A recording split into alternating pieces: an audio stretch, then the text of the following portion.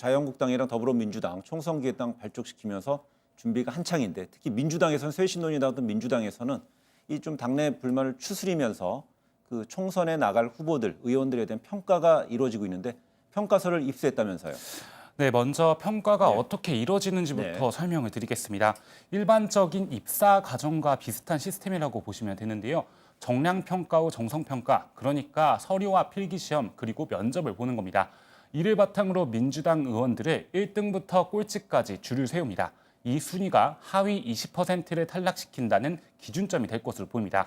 이렇게 등수를 매기는데 기초 자료가 되는 최종 평가가 이번 주부터 시작된 겁니다. 최종 평가가 이번 주부터 시작되는데 그 이제 평가서를 입수한 건데요. 그런데 예전에 보면 의원 평가는 두 차례 걸쳐 이루어지지 않았었나요? 네, 이번에도 마찬가지인데요. 2년 전 중간 평가가 45%, 이번에 하는 최종 평가가 55%입니다. 네.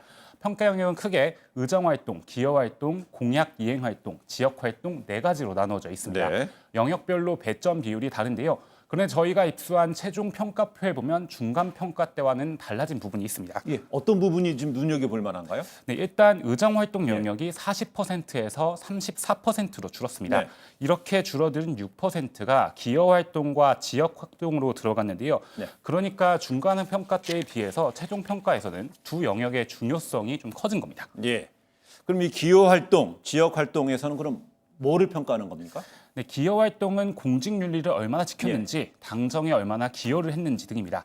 특히나 이 중에서 비중이 커진 부분은 국민소통 영역인데요. 중간평가 때는 5%였지만 최종평가 때는 6%가 됐습니다. 예. 특히 유튜브가 중요해 보이는데요.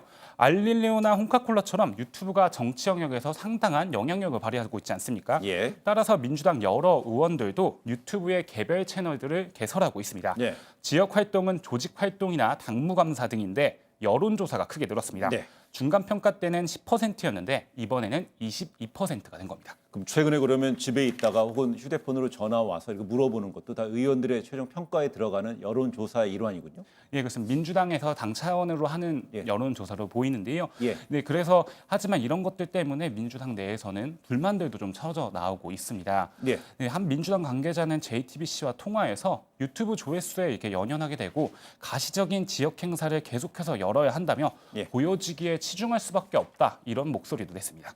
예, 이런 평가를 잘 받으려고 좀 무리하는 경우도 좀 취재되는 게 있죠?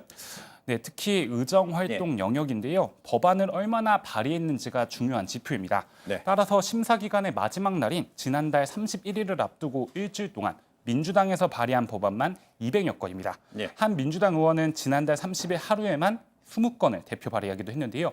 이러다 보니까 빈약해 보이는 법안들도 눈에 띕니다. 네. 항공기를 한공기라고 쓴 오타 법안도 있었습니다. 네, 우리 유권자들 제대로 된 그 대의민주주의 실천 의원을 잘 뽑으려면 여론조사도 잘 응해야 될 것 같습니다. 뉴스보기 김필진 기자 수고했습니다. 네. 예.